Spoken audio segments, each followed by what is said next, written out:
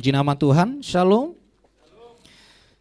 Ya Bapak Ibu, kalau Bapak Ibu perhatikan present worship kita beberapa minggu ini, itu sangat bagus sekali, sangat menyentuh roh, jiwa, bahkan tubuh kita ikut bereaksi, menyatakan bahwa kita sedang dicamah Tuhan, kita sedang dilawat Tuhan. Amin.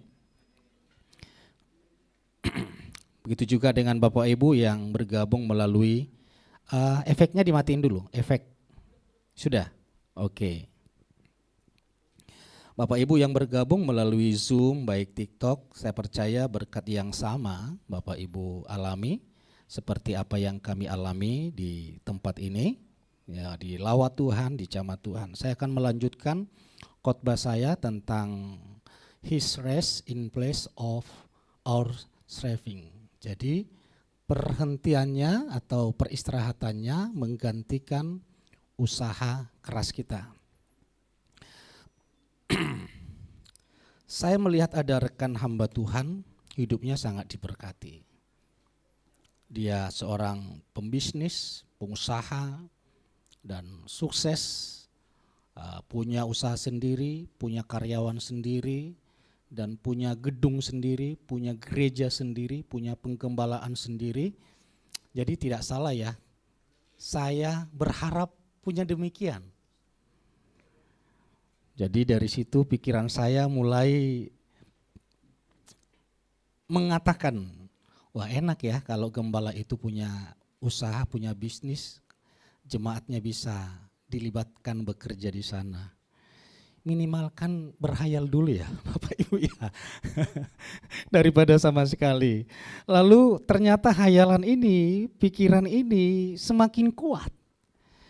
Dan saya bicaralah kepada rekan saya ini, Pak enak Bapak ya, punya usaha, punya rumah, punya mobil, punya karyawan, punya gedung gereja, dan sebagai gembala, bahkan jemaat Bapak sebagian besar Bapak pekerjakan di perusahaan Bapak. Wah, saya harus punya demikian, saya katakan.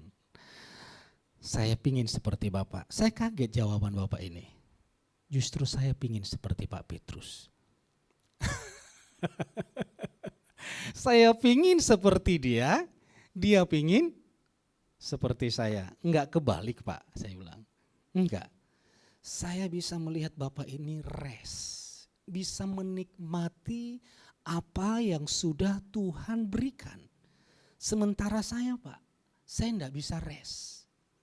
Memang secara fisik Bapak bisa melihat semua saya miliki, tapi hati saya, jiwa saya tertekan. Saya harus menyiapkan selalu setoran ke bank, berapa banyak itu. Memang banyak hartanya, tapi banyak utangnya ke bank. Dikejar-kejar, enggak bisa istirahat Pak. Bapak lihat sendiri, urusan rumah tangga, saya harus konseling ke Bapak. Urusan pelayanan, urusan gereja, saya harus konseling ke Bapak. Seandainya Bapak tahu bisnis, mungkin saya akan konseling soal bisnis ke Bapak. Jadi saya ingin seperti Bapak bisa menikmati apa yang sudah Tuhan sediakan, saya enggak bisa. Sampai sekarang hidup saya penuh dengan stres, penuh dengan tekanan. Gembala sih gembala, pelayanan sih pelayanan. Tapi hati saya ini penuh dengan ketakutan, kekhawatiran. Bagaimana, apalagi gejolak perang sekarang ya sudah mulai berdampak ya Bapak Ibu ya. Kalau Bapak Ibu lihat pidato Presiden, dan BBM sulit masuk ke Indonesia, ini belum masuk ini, BBM yang kita pakai ini masih stok lama, apakah dinaikkan? Lalu Presiden berpidato, sepertinya kemungkinan besar akan dikembalikan ke zaman COVID, bekerja dari rumah untuk menghemat BBM. Nah, para pembisnis kan akan ketakutan mendengar itu. Tidak tahu harus berbuat apa-apa lagi. Karena itu Bapak Ibu, firman hari ini benar-benar datang untuk kita supaya kita bisa rest, bisa menikmati apa yang sudah Tuhan sediakan bagi kita. Rest itu bukan berarti kita santai dan bermalas-malasan. Kita lanjut. Boleh dibantu? Oke. Striving membuat kita kehilangan perhentian. Jadi usaha manusia itu sering sekali membuat kita kehilangan perhentian atau ketenangan dari Tuhan. Striving berkata bahwa berusaha menyenangkan Tuhan dengan kekuatan sendiri. Kita melayani Tuhan supaya Tuhan senang. Kita beribadah supaya Tuhan senang. Nah, kalau tujuan kita untuk menyenangkan Tuhan, maka pada titik tertentu Bapak Ibu akan jenuh pelayanan.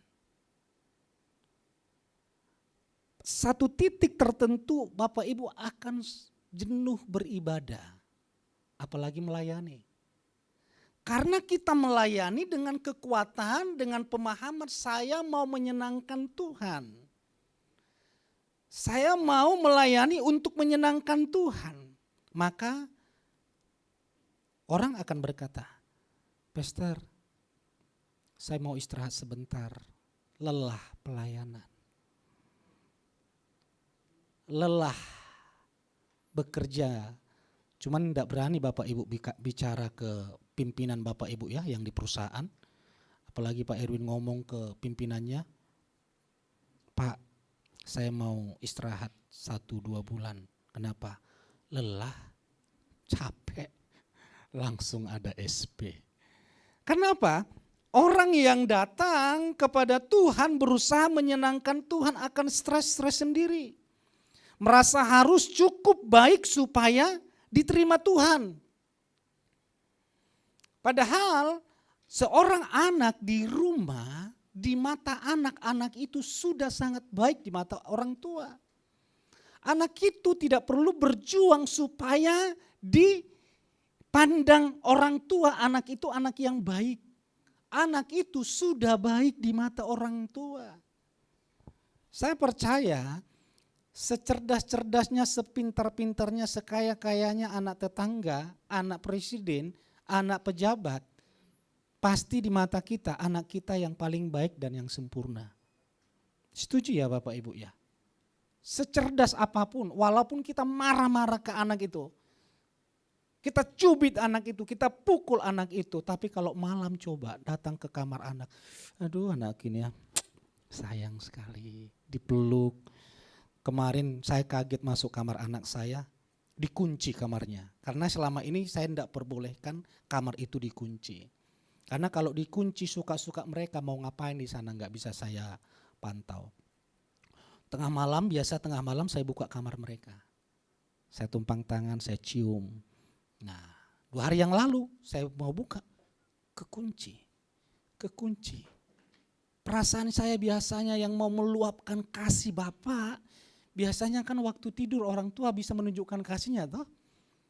Kalau siang hari, pagi hari bukan menunjukkan kasihnya, menunjukkan taringnya.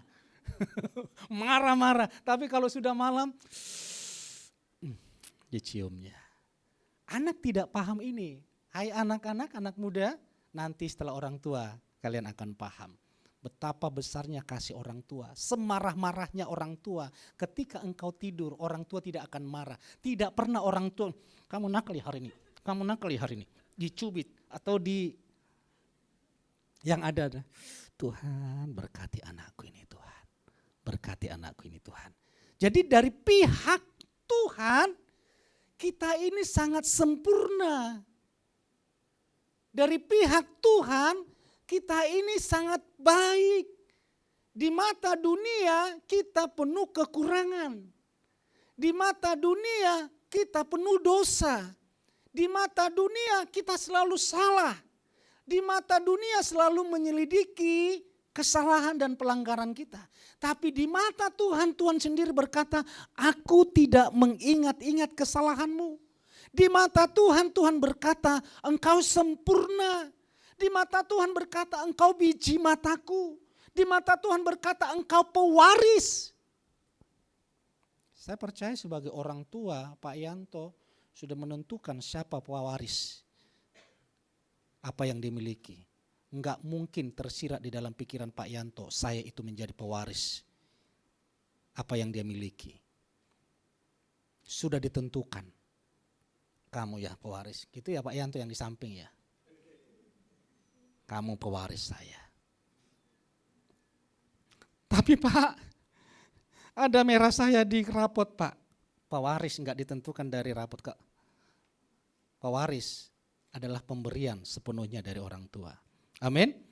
Jadi lihat, kalau kita melayani bukan berusaha menyenangkan Tuhan. Kita melayani karena kita sudah menerima yang terbaik dari Tuhan, sehingga kita melayani sebagai ungkapan syukur kita. Dengan apa lagi aku balas kebaikan Tuhan. Sudah sewajarnya saya melayani, saya beribadah, saya memberikan pelayanan yang terbaik bukan supaya diperkenan. Tapi karena saya sudah diperkenan, saya sudah menerima yang terbaik. Waktunya sebagai ungkapan syukur, saya harus beribadah, saya harus melayani. Jadi tidak ada lagi tekanan. Dari rumah lagi, siapa ya pengkhotbahnya ya? Siapa ya WL-nya ya? Tidak lagi. Dari rumah, kasih Tuhan begitu besar dalam hidupku. Kebaikan Tuhan begitu ajaib bagiku. Sudah seharusnya hari ini saya harus ibadah. Sudah seharusnya hari ini saya harus melayani. Karena setiap waktu, setiap hari kebaikan Tuhan itu terus berlimpah-limpah dalam hidup saya. Amin. Jika itu langkah dari rumah, ringan Bapak Ibu. Enak ibadahnya. Enak pelayanannya, tidak terasa berat. Karena apa? Dimulai dari kita sudah paham, kita diperkenan, dikasihi. Kita beribadah bukan untuk dikasihi Tuhan. Saya akan merasa sedih ketika anak saya bekerja keras dengan tujuan supaya aku dikasihi bapakku. Kerjanya sih benar, tapi tujuannya dia bekerja supaya dia dianggap anak, supaya dia dikasih bapak. Padahal waktu dia kecil, kita orang tua dipupin, diompolin, kita bangga, kita senang. Apalagi ketika anak itu berkata, Pak, Papa, Mama, dia bisa ngomong, Papa ngomong nak. Pak, Bapak Ibu jangan ikut. Gitu. Cuman ngomong Papa saja, bahagianya itu luar biasa. Belum melakukan apa-apa loh ini anak. Sudah. Jadi jangan mencari perkenanan Tuhan, sudah diperkenan Tuhan. Jangan mencari kasih Tuhan, sudah dikasihi Tuhan. Sebelum kita mengenal Tuhan Yesus sudah menunjukkan kasihnya yang sempurna di atas kayu salib. Katakan amin. Next, lihat. Sama-sama kita baca. Karena anugerah kamu telah diselamatkan oleh, terus? Kalau kita diselamatkan, kalau kita dikasihi, kalau kita diperkenan, itu karena anugerah, bukan usaha. Ini bedanya kekristenan dengan agama di luar sana. Mereka beribadah, bahkan menutup rumah ibadah supaya mereka diperkenan Tuhan. Tapi kita ibadah karena anugerah. Tidak ada lagi yang harus kita lakukan untuk Tuhan supaya Tuhan berkenan kepada kita. Karena sebelum kita melakukan apa-apa, seperti anak di dalam kandungan. Anak itu belum berbuat apa-apa, tapi orang tua sudah bangga akan kedatangan kelahiran anaknya. Next. Sama-sama kita baca. Sorry ya. 1, 2, 3.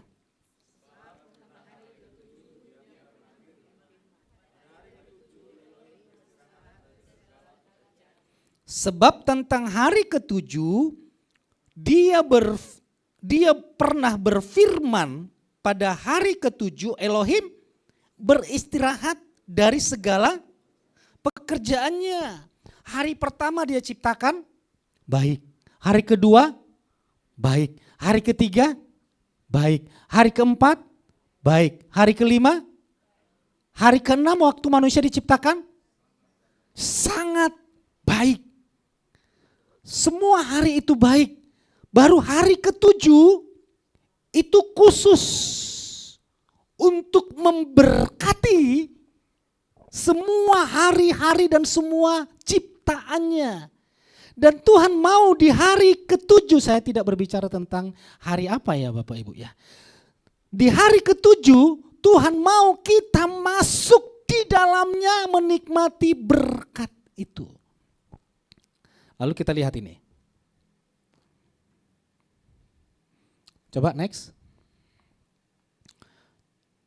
Ya.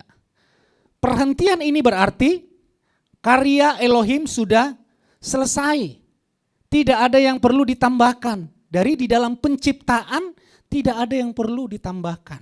Pak, buktinya manusia menciptakan pesawat. Tetapi semua bahan bakunya sudah ada. Semua bahan baku tidak ada yang diciptakan. Ditemukan ya. Semua yang ada di dunia ini tidak ada ciptaan baru. Karena semua sudah selesai penciptaan. Jadi jika ada penemuan ini, bahan bakunya sudah ada. Ini berbicara tentang bahwa penciptaan itu sudah selesai. Tidak perlu ditambahkan. Lalu Injil memiliki prinsip yang sama. Nah, ini prinsip yang dikembalikan kepada penciptaan. Kalau di penciptaan di hari yang ketujuh Tuhan beristirahat karena sudah selesai. Bapak Ibu bisa ngikutin ya. Di hari yang ketujuh Tuhan sudah menciptakan, selesai menciptakan, hari ketujuh Tuhan beristirahat. Ini gambaran prinsip yang sama di waktu Yesus mati di atas kayu salib. Dia berkata Injil memiliki prinsip yang sama ketika Yesus Kristus mati di salib. Ia berkata sudah selesai. Untuk keselamatan sudah selesai. Tidak ada yang perlu lagi ditambahkan. Keselamatan bukan suatu yang kita bangun. Tetapi sesuatu yang kita masuki, harus masuk di dalamnya. Saya memberikan gambaran tentang Mephiboset. Bapak Ibu kalau pernah mengikuti cerita kayaknya ini bermasalah deh. Saya ngikutin dari multimedia saja. Bapak Ibu lihat.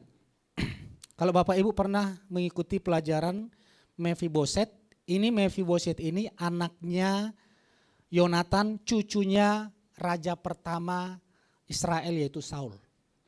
Singkat cerita, Mephiboset, Saul dan Yonatan itu bermasalah. Lalu terjadi peperangan dan meninggal. Karena saya berhati-hati Bapak Ibu, karena ini live, takutnya di take down. Jadi ngomong itu saya pelintirkan meninggoy. Jadi Mephiboset ini dari garis keturunan raja. Seharusnya dia calon raja. Karena rajanya kalah dan bapaknya kalah, sehingga Mephiboset ini hartanya diambil semua. Dan waktu kecil dia dilarikan oleh pengasuhnya dan terjadi musibah sehingga kakinya pincang. Untuk makan pun susah. Untuk hidup pun susah. Dia bekerja tapi tidak ada hasil. Seorang raja yang terbuang. Mephiboset ini gambaran kita. Kita diciptakan dengan gambaran yang sempurna, sama seperti raja yang agung. Tapi kita diperbudak oleh dosa. Mephiboset itu seorang keturunan raja, dia diperbudak. Tapi ketemu dengan Raja Daud. Setelah ketemu dengan Raja Daud, Daud berkata, mulai sekarang Mephiboset, kamu masuk tinggal di Yerusalem. Engkau harus makan sehidangan dengan raja. Makan di meja raja. Mulai dari itu, ketika Mephiboset masuk di dalam pemerintahan Raja Daud, di dalam perkenanan Raja Daud, Mephiboset mulai menikmati, bahkan apa yang hilang itu dikembalikan semua kepada Mephiboset. Harta-harta semua yang hilang dikembalikan semua kepada Mephiboset. Oleh karena apa? Apakah oleh karena Mephibosetnya? Tidak. Oleh karena papanya, yaitu Yonatan.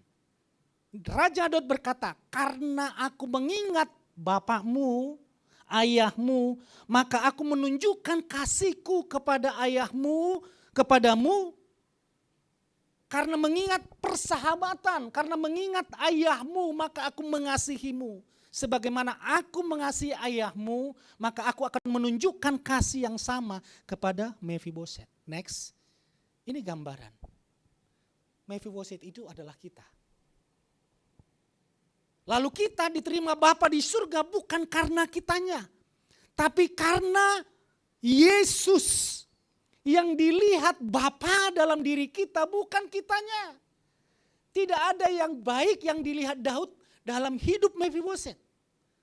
Harta tidak punya, semuanya tidak punya, dia sudah ditindas. Kalau Daud menunjukkan belas kasihan kepada Mephiboset, itu murni karena bapaknya, yaitu Yonatan. Kalau Bapa yang di surga mengangkat kita menjadi anaknya pewaris kerajaan surga, bukan karena kitanya, karena Yesusnya. Jadi yang dilihat surga dalam diri kita itu Yesus. Pengorbanan Yesus. Tanpa Yesus tidak ada gunanya pelayanan kita. Tanpa Yesus tidak ada gunanya apa yang kita lakukan. Jadi tidak ada yang bisa kita banggakan. Saya sudah melayani, saya sudah melakukan yang terbaik. Enggak. Justru kita melakukan dengan berkata, ini semua karena Tuhan Yesus. Semua dikembalikan. Bapak Ibu, apa yang hilang? Seperti Mephiboset masuk ke istana Raja Daud. Semua yang hilang dikembalikan. Setelah kita datang kepada Yesus, percaya kepada Yesus Kristus, apa yang sudah hilang akan dikembalikan kembali. Bahkan damai sejahtera itu akan berlimpah atasmu. Berkat yang hilang bertahun-tahun lamanya itu akan dikembalikan. Saya sangat suka bahasa dikembalikan.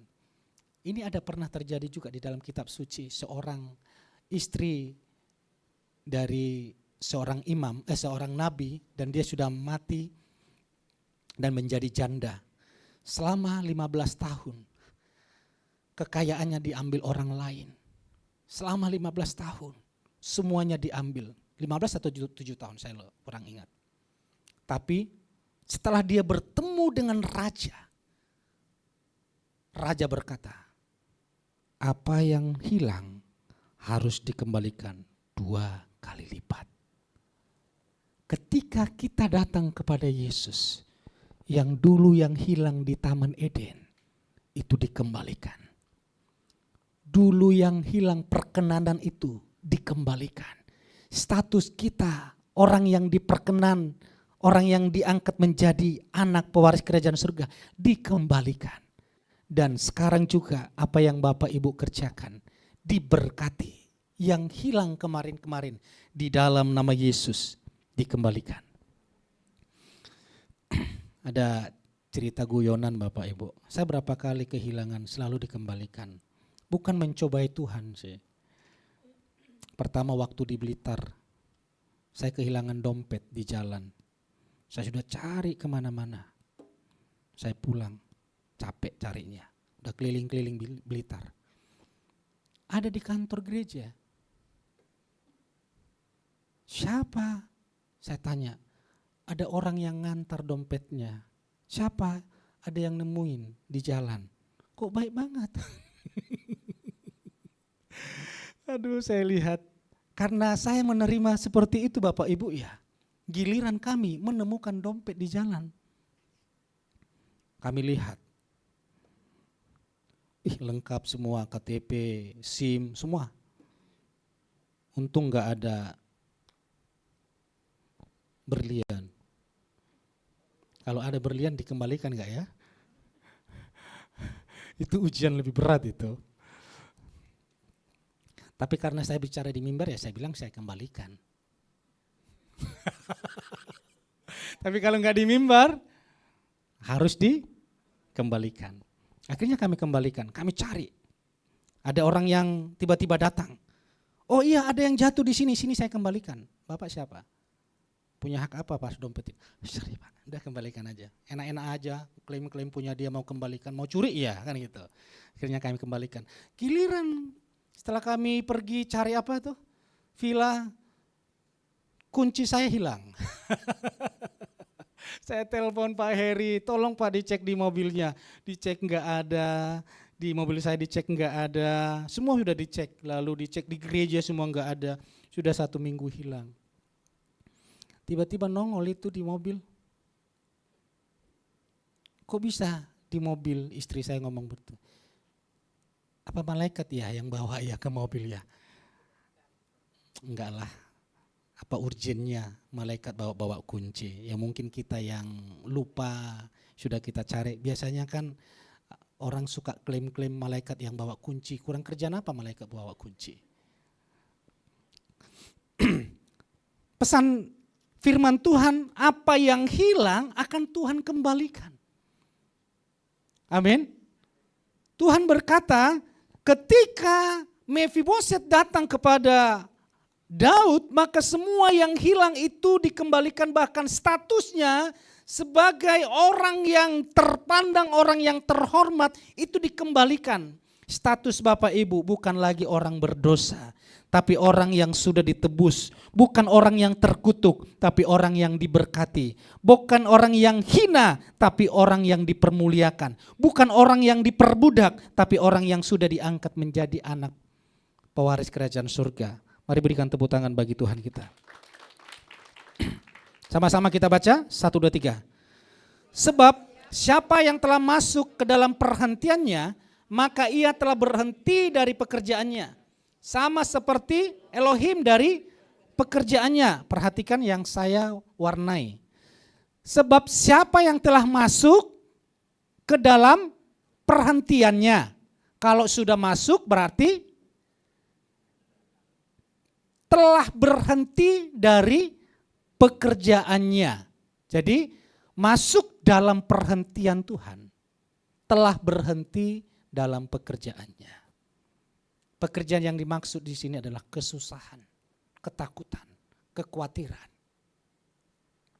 Saya masih ingat waktu pertama baru-baru merintis di sini, keuangan masih susah. Lalu apartemen yang kami tinggali itu harus dijual. Dan setelah dijual, pindah ke apartemen yang lain, kontraknya mahal ya. Wah, untuk menghidupi gereja ini saja sudah enggak mampu, apalagi membayar apartemen yang kami tempati. Singkat cerita, carilah kontrakan rumah. Berbulan-bulan saya cari, susah sekali, enggak dapat, capek. Habis waktunya cariin kontrak. Akhirnya saya berdoa, mulai menenangkan diri, menyembahlah di ruang sekolah minggu, menyembah mulai tenang. Tiba-tiba terbuka itu, orang sekolah minggu kan luas, sekat 2 saja. Selama ini enggak kepikiran, capek cari usaha sendiri, susah payah, cari duit, susah payah, enggak ketemu apa-apa, capek, cari duit, dapat duit, boncos terus, bocor terus, entah ada masalah lah, entah ada apalah. Setelah, kenapa enggak kepikiran? Seolah-olah Tuhan ngomong gini, kamu enggak nanya? Kerja-kerja sendiri, susah-susah sendiri. Setelah saya ceritakan ke istri, kita di gereja saja, ruang sekolah minggu gimana ya? Oh iya ya, enggak kepikiran ya selama ini ya. Langsung di-sekat. Beres, yang bocor tertutup. Seharusnya tiap bulan berapa juta untuk apartemen dan maintenance. Semua ditutup. Bisa menghidupi gereja. Tinggallah di sini. Ternyata setelah Tuhan berkati, Tuhan pindahkan lagi kontrak tempat lain. Tanpa susah payah ternyata ketika bekerja di dalam Tuhan selalu ada pertolongan, selalu ada mujizat. Sebelum kita bekerja dengan keras, Tuhan sudah menyediakan yang terbaik. Amin. Jadi Bapak Ibu harus bisa melihat kita masuk dulu di dalam Tuhan. Jadi kita setelah masuk di dalam Tuhan, kita bukan lagi bekerja untuk diberkati. Tapi kita bekerja sudah diberkati. Karena kita sudah diberkati, maka kita bekerja, katakan amin. Prinsipnya kan dari Adam. Diberkati dulu Adamnya. Tuhan tidak berkata kerja dulu Adam baru saya gaji, saya kasih tempat tinggal. Tidak, itu prinsip dunia. Tapi prinsip surga, Adam diberkati dulu, lalu diberikan tanggung jawab. Jadi ketika Adam bekerja di dalam berkat Tuhan. Kita bekerja bukan untuk diberkati, tapi karena kita sudah diberkati Tuhan, maka kita bekerja. Amin. Kita melayani Tuhan bukan karena supaya kita mau melayani Tuhan, tapi karena Tuhan terlebih dahulu melayani Tuhan, karena saya sudah dilayani Tuhan, maka saya mau melayani Tuhan. Bukan kita yang melayani Tuhan, tapi terlebih dahulu Tuhan yang melayani kita.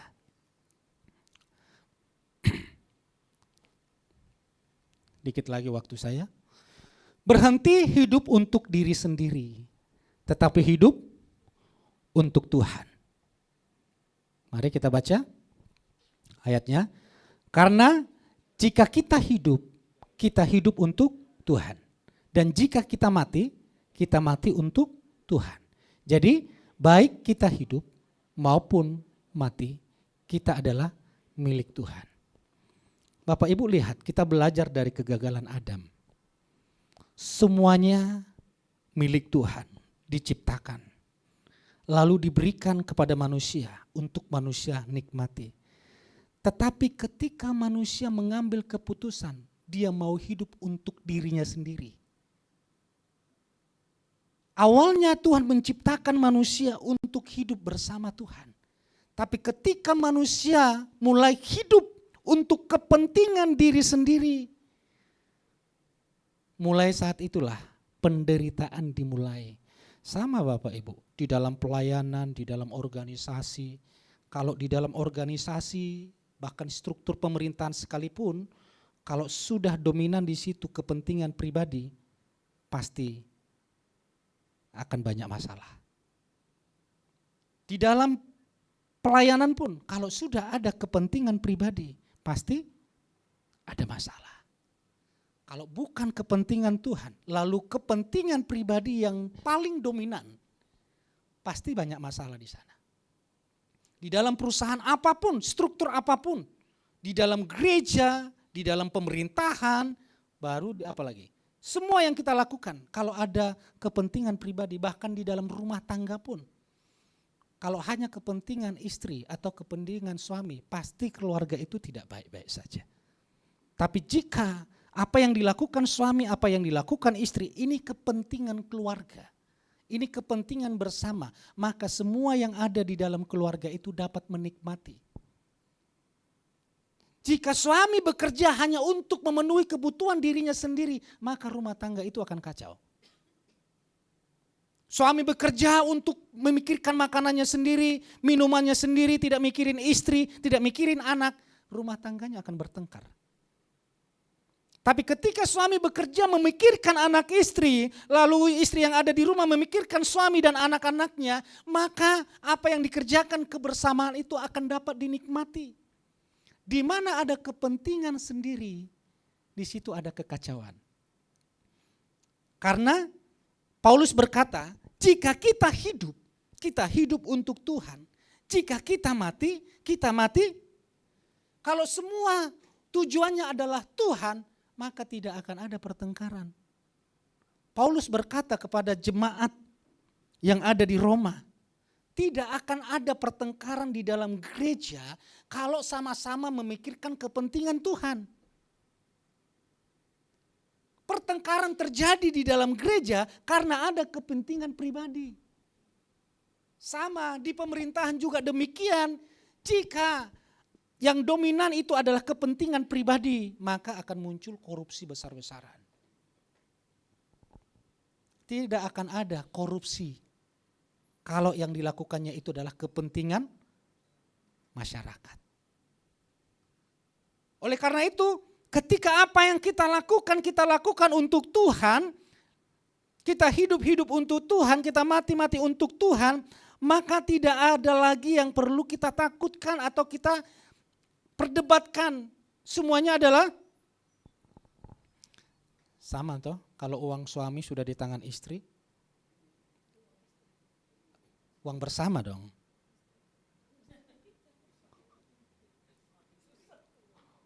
Walaupun susah, tapi kan uang bersama toh. Iya kan? Kalau uang dari suami sudah masuk di tangan istri atau di rekening bersama, itu uang bersama. Beda ceritanya kalau istri yang bekerja punya uang. Jangan diganggu-ganggu ya Pak ya. Ini hasil keringat saya. Dulu kemarin hasil keringat saya di mana? Hasil keringatnya nggak boleh diganggu. Hasil keringat saya uang bersama. Kalau dia sehingga ada istilah uang suami adalah uang istri. Uang istri adalah uang suami di Yes Jakarta. Amin. Itu tidak berlaku di Yes Jakarta. Uang suami adalah uang istri. Uang istri adalah uang suami. Jangan lagi. Belum bertobat. Saya ulangi. Uang suami adalah uang istri. Uang istri adalah uang suami. Kok enggak mau terima sih? Kok enggak mau terima sih? Kejujuran untuk berubah, amin. Bukan kejujuran untuk mempertahankan. Karena apa yang dilakukan untuk kebersamaan akan dinikmati untuk bersama-sama. Ketika suami bekerja untuk kebahagiaan keluarga, maka tidak ada lagi yang diributkan di dalam keluarga. Sering keluarga itu ribut, rumah tangga itu ribut karena istri itu, suami itu bekerja untuk dirinya sendiri. Apalagi kita orang Sumatera sana ya, penghasilannya berapa, pengeluarannya berapa. Sebentar kelapo, sebentar judi.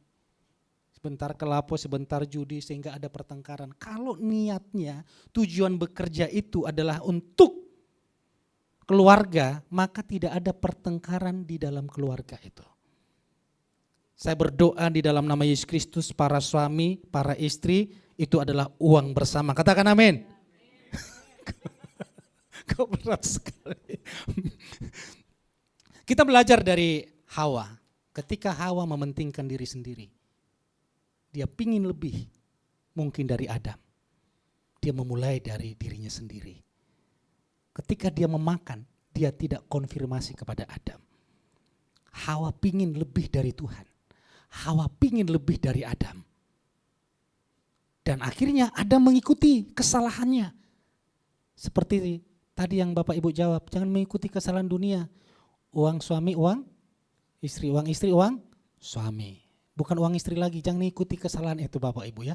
Tanam itu di Taman Eden, belajar dari Adam dan Hawa. Puji Tuhan, kata Bapak Ibu. Pemain musik boleh maju ke depan. Perhatikan Bapak Ibu, masuk dalam perhentiannya telah berhenti dalam pekerjaannya. Ketika kita masuk di dalam Yesus Kristus, Bapak Ibu harus mulai berhenti dari ketakutanmu.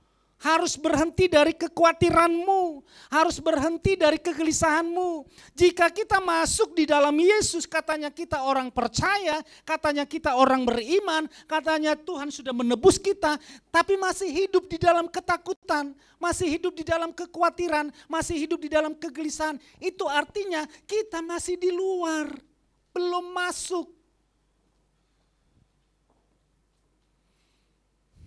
Bapak Ibu ketika masuk ke ruangan ini, Bapak Ibu bisa menikmati apa yang ada di ruangan ini.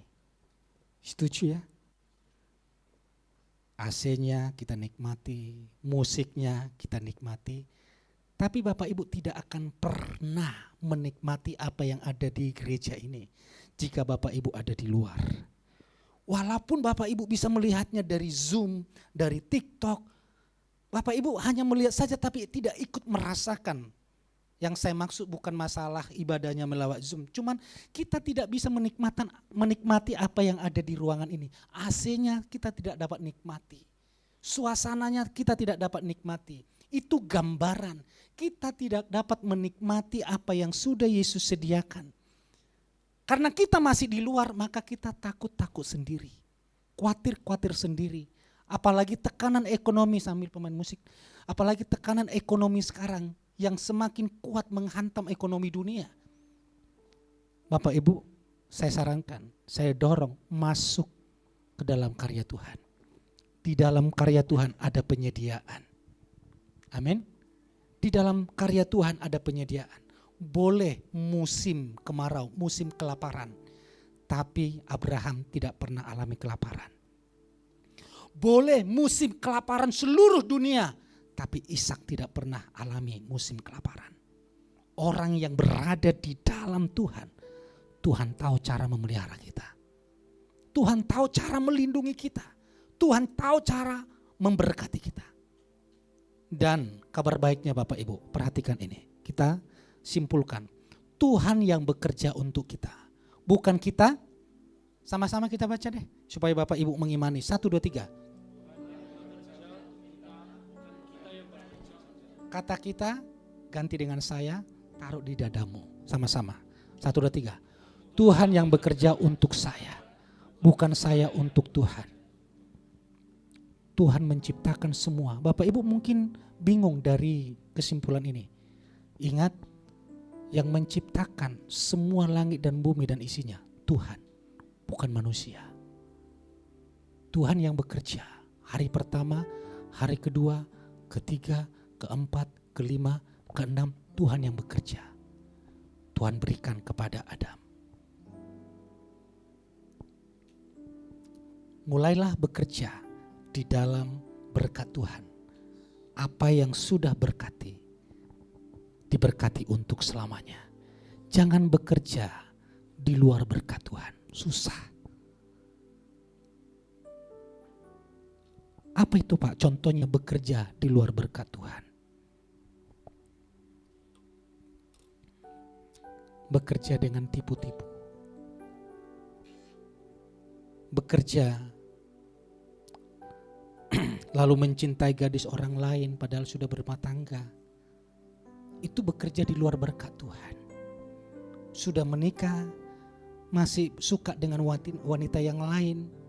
Itu dia bekerja berada di luar berkat Tuhan. Yang berada di dalam berkat Tuhan adalah ya harus mencintai wanita yang sudah diberkati. Di luar itu, jika kita mencintai wanita di luar istri masing-masing, maka itu adalah penderitaan. Itu adalah kesusahan. Banyak orang yang ada orang yang berdiskusi dengan saya, Pastor, ini istriku minta cerai, enggak tertolong lagi. Kenapa ya Pastor? Cobaan ini terlalu berat. Kenapa Tuhan memberikan cobaan seberat ini? Emangnya kenapa Pak? Kok istri Bapak minta cerai? Masalahnya apa? Saya ketahuan selingkuh. Terus cobaan itu dari Tuhan. Jahat ya Tuhannya ya. Kamu yang selingkuh, rumah tanggamu yang bermasalah, kamu bilang Tuhan memberikan cobaan. Ini yang dikatakan bekerja di luar berkat Tuhan. Harus membangun keluarga di dalam berkat-berkat Tuhan. Amin. Ada orang yang datang kepada saya, Pastor, kok susah ya cari pekerjaan hari-hari ini ya? Apa yang harus saya lakukan ya Pastor ya? Sementara dia tidak ibadah, tidak melayani. Kemarin khotbah kemarin Bapak Ibu, Kalau saya memperhatikan isi poinnya yang terakhir itu soal 10, 20, 30, 40. Ya pas, 10, 20, 30, 40. 10% diserahkan ke Tuhan, 20%. Apa itu yang 20%? Investasi, baru 30% apa? Apa ya yang 30? Yang 40 itu kan kebutuhan utama.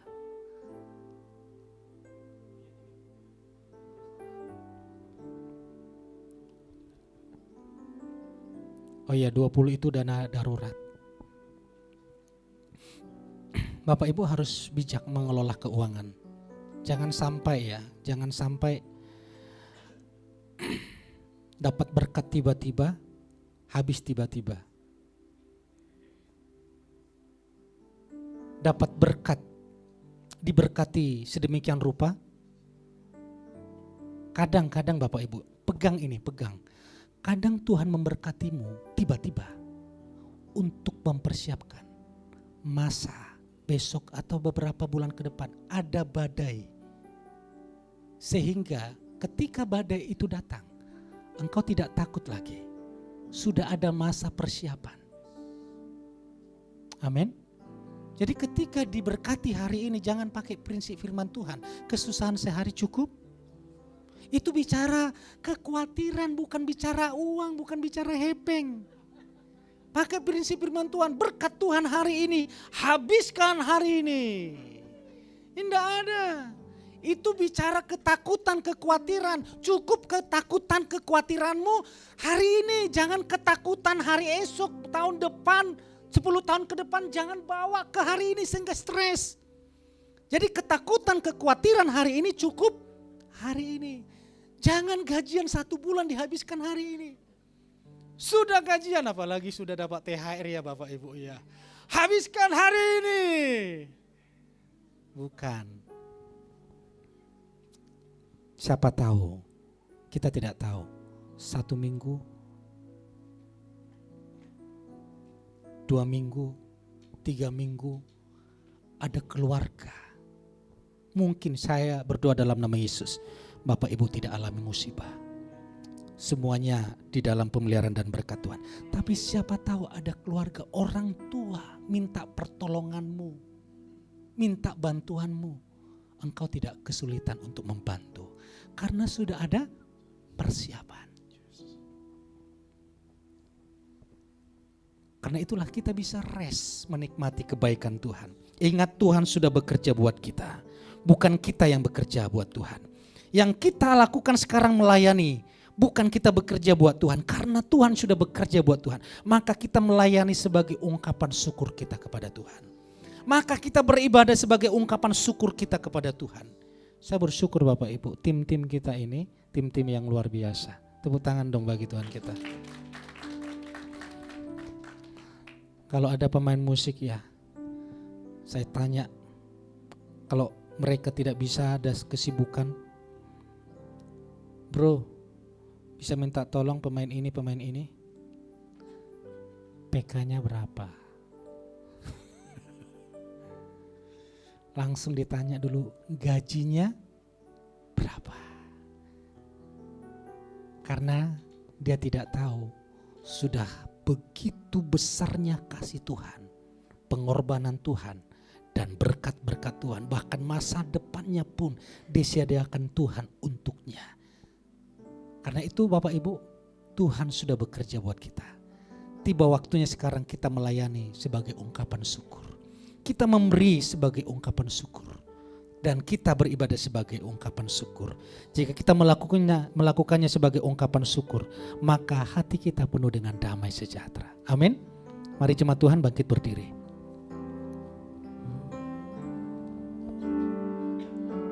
Bagaikan langit yang membentang, begitu kasih Tuhan tiada terhitung, pertolonganmu dalam hidupku.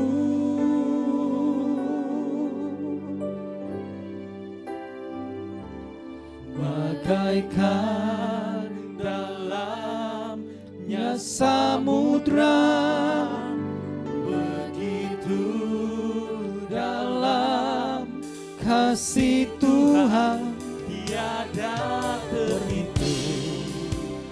Kesetiaan-Mu dalam hidupku, bagaikan langit yang membentang, bagaikan langit yang membentang, begitu luas kasih Tuhan tiada terhitung. Pertolongan-Mu dalam hidupku,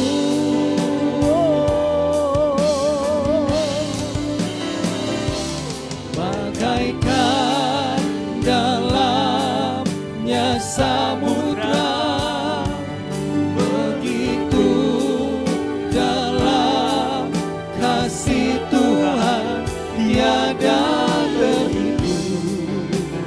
Kesetiaan-Mu dalam hidupku. Mari jemaat Tuhan sedih angkat pujian ini. Masuklah di dalam hadirat Tuhan. Bagaikan langit. Semua yang ada di Zoom, di TikTok, mari sama-sama. Berkat yang sama engkau terima. Keluarga Ibu Fani, keluarga Bapak Ringo, dan Ramiasi, keluarga Ibu Bakiali, di dalam nama Yesus Kristus, keluarga Bapak Nam, keluarga Bapak Budi, di dalam nama Yesus, semuanya diberkati. Pandang hidupmu sebagai orang yang sudah ditebus, Tuhan yang bekerja buatmu. Di atas kayu salib Dia sudah sempurna bekerja menyelesaikan. Bagaikan langit yang membentang, Tuhan bekerja buatmu. Ketika Tuhan yang bekerja, Goliat pun ditaklukkan, singa-singa pun ditaklukkan, dapur perapian pun ditaklukkan. Tuhan yang bekerja buat kita. Sekarang beritakanlah pekerjaan Tuhan bagi seluruh dunia. kasih Tuhan tiada terhitung. Kesetiaan-Mu dalam. Sekali lagi sama-sama katakan,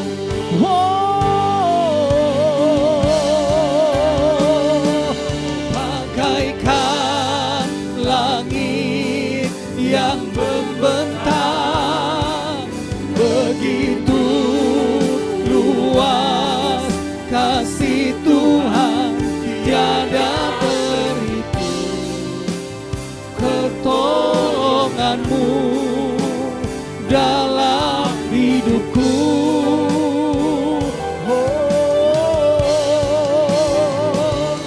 bagaikan dalamnya samudra, begitu dalam kasih Tuhan tiada terhitung. Kesetiaan-Mu dalam hidupku. mari dengan segenap hatimu katakan dengan iman. Bagaikan langit yang membentang, begitu luas kasih Tuhan tiada terhitung. Pertolongan-Mu dalam hidupku,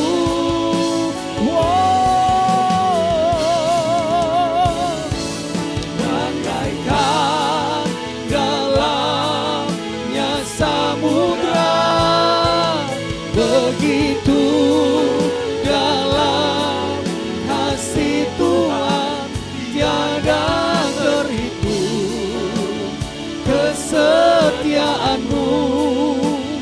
dalam hidupku.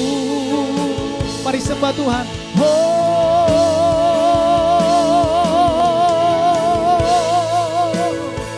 Betapa dalamnya kasih-Mu, Yesus.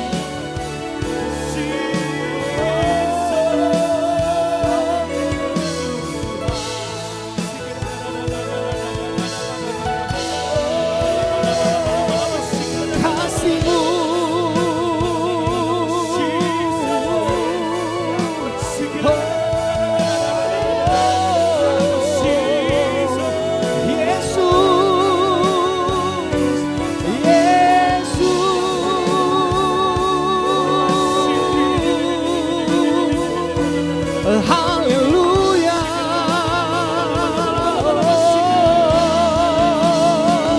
haleluya.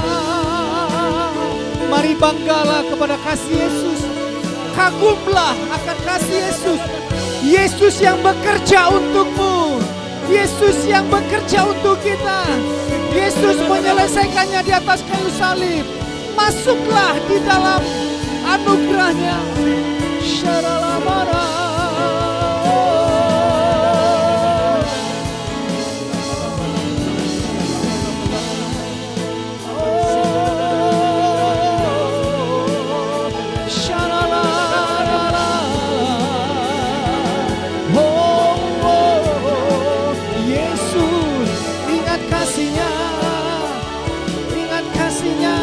Kasihnya, sama-sama katakan.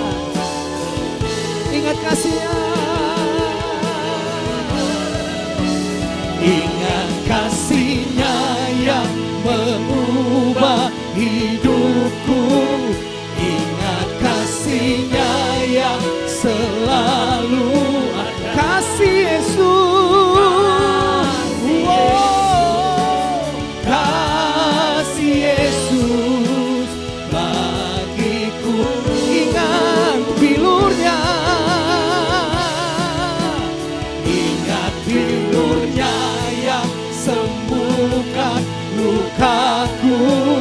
Ingat salibnya yang menebus aku. Kasih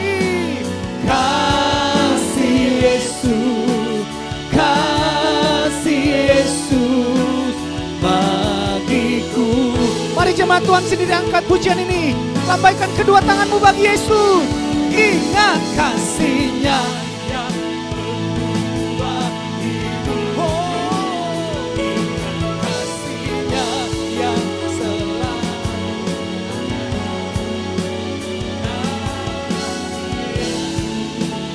Kasih Yesus bagiku. Kasih-Mu bebaskanku. Sama-sama katakan. Kasih-Mu bebaskanku, kasih-Mu bebaskanku, lepaskan dari belenggu dosaku, darah-Mu sucikanku. Hanya Yesus, hanya Yesus, kasih-Mu,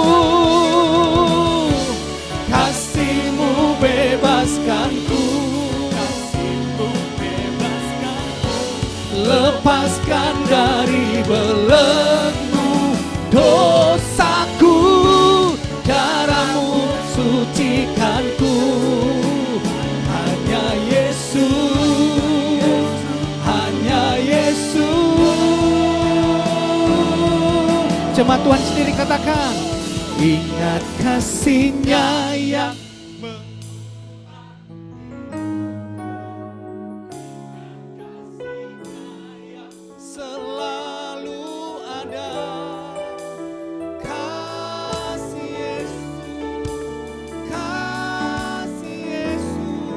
Lebih keras lagi angkat suara kita kepada Tuhan. Ingat bilurnya. Ingat bilurnya yang sembuhkan lukaku.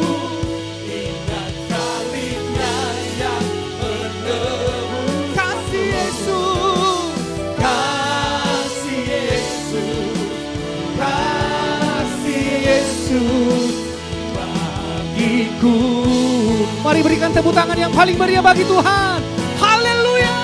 Ingat kasih-Nya yang mengubah hidupku. Ingat kasih-Nya yang selalu kasih Yesus, kasih Yesus bagi. Come on. Haleluya. Ingat bilurnya yang sembuhkan lukaku. Ingat salibnya yang menebus aku. Kasih Yesus, Kasih Yesus, kasih kasih Yesus, kasih Yesus, kasih Yesus, kasih Yesus bagiku. serahkan. Haleluya, haleluya. Percaya hidupmu dikasihi tanpa syarat, diberkenan tanpa henti, diberkati tanpa batas. Yang percaya sama-sama katakan amin. Silakan duduk Bapak Ibu, Tuhan Yesus memberkati. Mari sama-sama kita bangkit berdiri, kita tutup dengan bersuka cita. Haleluya. Hey. Ya Yesus, satu-satunya jalan kebenaran dalam hidup. Yesus jalan kebenaran dan jalan kehidupan, itu yang Yesus katakan. Asli, aku percaya, amin. Di dalam namanya ada keselamatan. Yesus jalan kebenaran, Yesus jalan kebenaran dan jalan kehidupan, itu Yesus katakan. Aku percaya, amin. Di dalam namanya ada keselamatan. Semuanya glory haleluya, Glory haleluya, glory haleluya, glory haleluya, glory haleluya. Di dalam namanya ada keselamatan. one more time kita sama-sama. Yesus jalan kebenaran dan jalan kehidupan, itu yang Yesus katakan.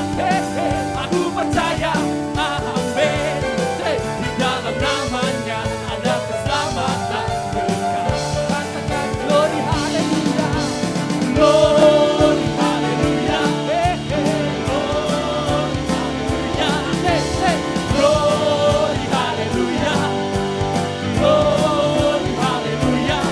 Di dalam namanya ada keselamatan. one more time, glory, glory.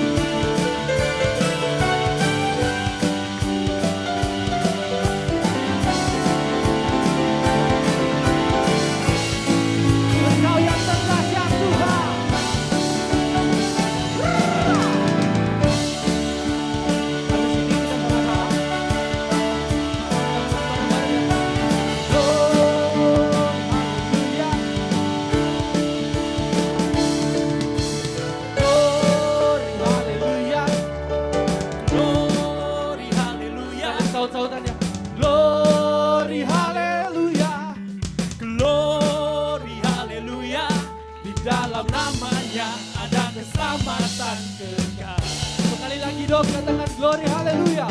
Glory, hallelujah. Glory, hallelujah. One more time. Glory, glory, glory, haleluya. Glory, glory, glory, hallelujah. Di dalam namanya ada keselamatan. Glory dahsyat.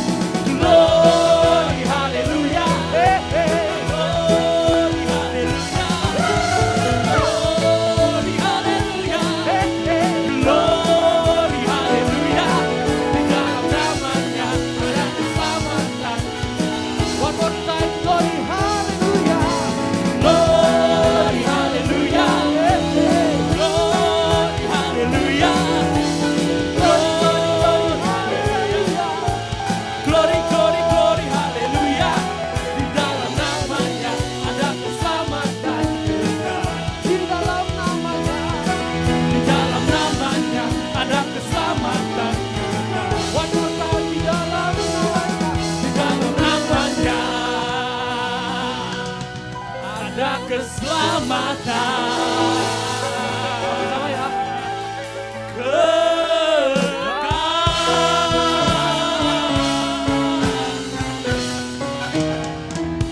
Haleluya. Mari kita angkat tangan kita akan akhiri ibadah ini, kita akan terima berkat dari Tuhan. Bapa Yahweh memberkati engkau dan memelihara engkau. Bapa Yahweh membuat wajahnya bersinar atasmu dan memberi kau anugerah. Bapa Yahweh mengarahkan wajahnya kepadamu dan memberi engkau damai sejahtera.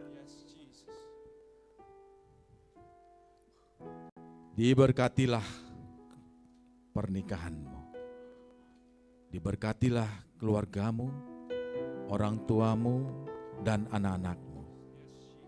Diberkati usahamu, pekerjaanmu, studimu, pelayananmu. Diberkati Tuhan dengan berlimpah-limpah bagi kita yang percaya dan bagi kita yang mengandalkan Tuhan dari saat ini sampai selama-lamanya. Berkat sudah kita terima dari Tuhan Yesus Kristus yang percaya dan yang sudah menerima berkat dari Bapa Yahweh. Sama-sama kita berkata, amin. Selamat hari Minggu, Tuhan Yesus memberkati.